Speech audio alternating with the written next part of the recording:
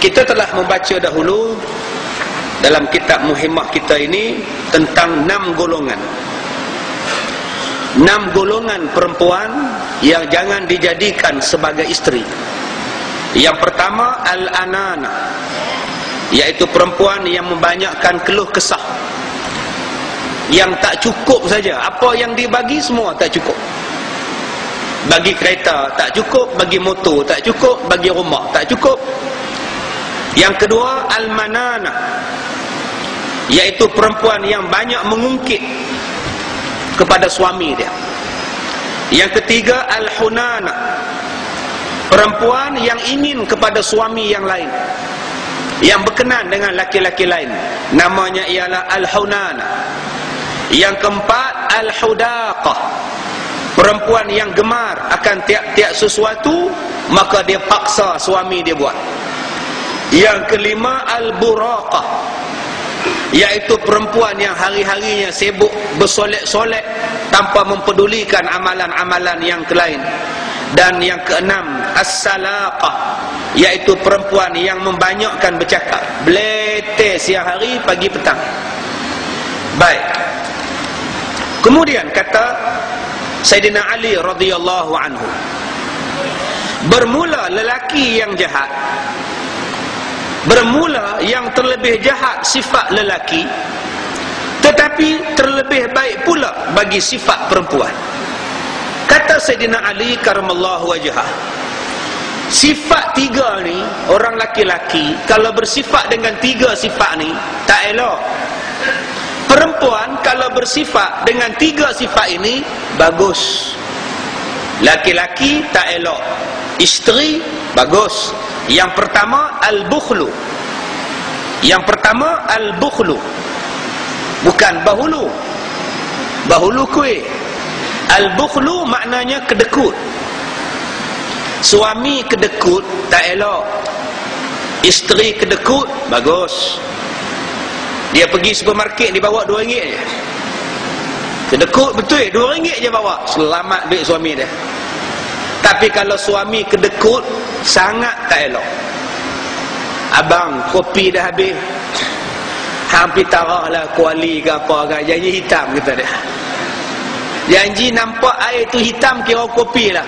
Tu dia, isteri pergi kikih punggung kuali. Nama dia kedekut. Abang, anak kita tak ada duit nak pergi sekolah. Kalau macam tu jangan hantar pergi sekolah, dah tak ada duit. Suami kalau kedekut, huduh sangat. Isteri kalau kedekut, selamat. Yang kedua, az-zuhu, membesarkan diri. Suami kalau sombong, suami kalau bongkak, besar diri, tak elok. Balik kampung tak nak bercampur dengan ipar duai, sombong. Balik kampung tak nak tidur rumah mertua, rumah mak, tak nak tidur, sombong. Orang laki-laki, ya, kalau dia sombong, dia tak elok. Tetapi kalau perempuan sombong, bagus. Orang mengorak tak layan. Dia isteri orang, orang mengorak dia tak layan. Hai, seorang saja. Kau suka aku lah seorang, kedua ke? Kamu ngorak aku repot laki aku. Sombongnya, mestilah aku isteri orang. Selamat tuan-tuan. Sombong sangat. Orang mengorak tak layan. Hello miss, in the poringa. Dia tak layan tuan-tuan. Kembali dengan kasut ni kang. Inilah yang dikatakan sebagai sombong. Bukan sombong ni belagak, dia tak layan. Orang telefon dia, Assalamualaikum. Waalaikumsalam. Kak Leha, ya, Abang Din ada? Abang Din tak ada. Dia pergi masjid. Malam ni ceramah Ustaz Kazim. Ada apa-apa pesan? Tak ada apa, saja nak ajak dia makan. Nak tengok Chelsea lawan Bolton ni ha. Minta maaf dia tak ada. Baik ya, Assalamualaikum. Itulah sombong. Yang tak maunya apa? Assalamualaikum. Waalaikumsalam. Tak mah, ya. Din ke? Sudah. Abang Mat ada Kak Ma? Abang Mat tak ada.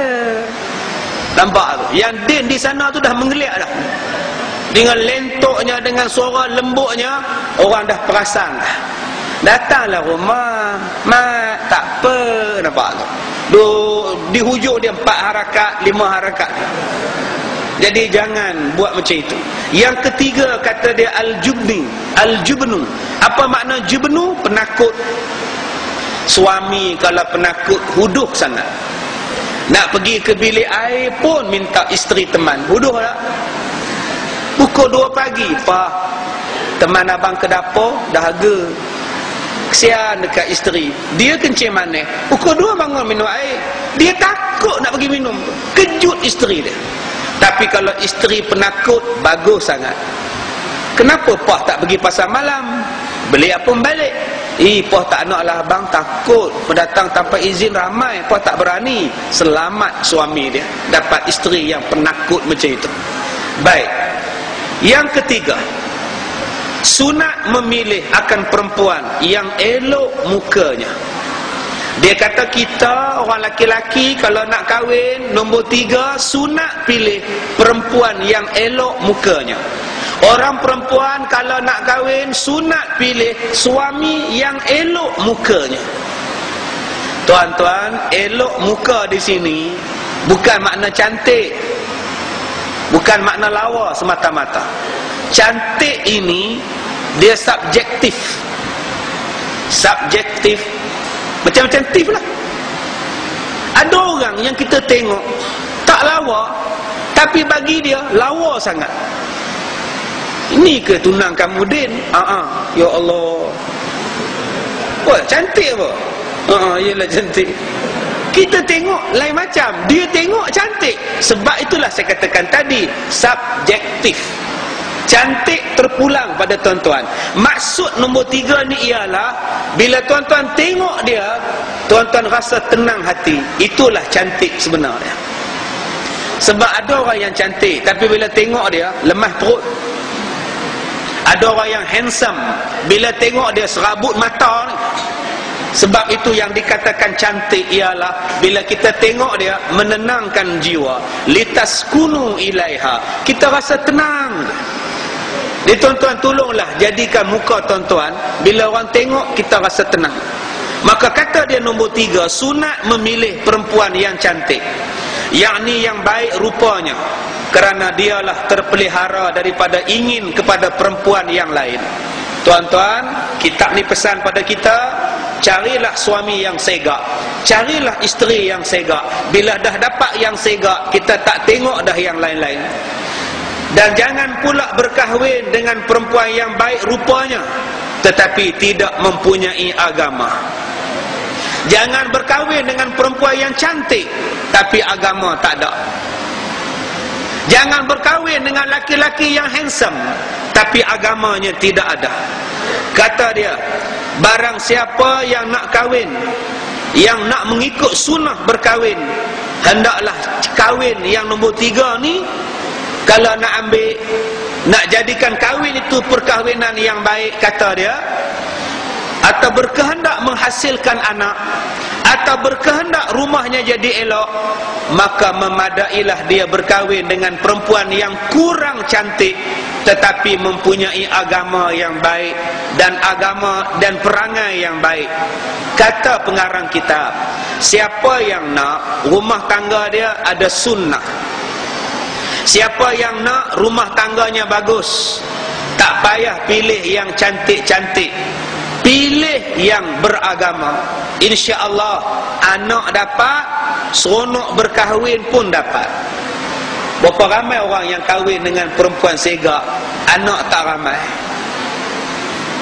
Ni kitab kata ni, siapa yang nak menghasilkan anak, kahwin dengan yang tak apa cantik. Sebab yang tak apa cantik ni dia tak kisah kalau dia mengandung sekalipun. Tapi yang cantik-cantik ni tuan-tuan, maklum sajalah. Cuba tuan-tuan tengok, ratu cantik, anak dia apa orang? Tuan-tuan pergi tengok artis, anak dia apa orang? Ada artis anak ramai? Ada ratu cantik anak ramai? Mana ada tuan-tuan? Takut kendor, takut gelebeh, takut selulit. Kadang-kadang nak cium pun tak boleh, penuh dengan minyak, krim, neck cream, whitening cream. Cium ni bukan cium, cium krim. Duk je nak bagi lawa dia. Bila suami pegang pun, abang.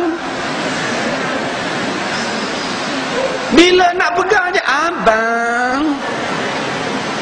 Nampaklah. Serba salah tuan-tuan. Tapi kalau yang tak berapa cantik, bukan tuan-tuan panggil dia, dia panggil tuan-tuan, abang. Dia pula panggil kita. Tu beza dia tuan-tuan. Kalau tuan-tuan cari yang handsome, Allahu Akbar, bukan tuan-tuan saja minat, orang lain pun minat pada suami yang handsome. Akhirnya isteri duduk di rumah tak tidur malam. Suami balik lambat, susah hati. Telefon pada suami, ramai orang perempuan telefon. Sebab apa? Sebab handsome. Orang teringin, orang berkenan. Sebab tu kitab ni kata, boleh memilih yang cantik, yang segak, tetapi dengan syarat, pilih yang beragama. Kalau kamu nak rumah tangga kamu aman, jangan pilih yang cantik sangat, ambil yang sedang-sedang tetapi mempunyai pahaman agama. Anak kamu dapat, bahagia rumah tangga kamu, dan kamu boleh hidup sejahtera.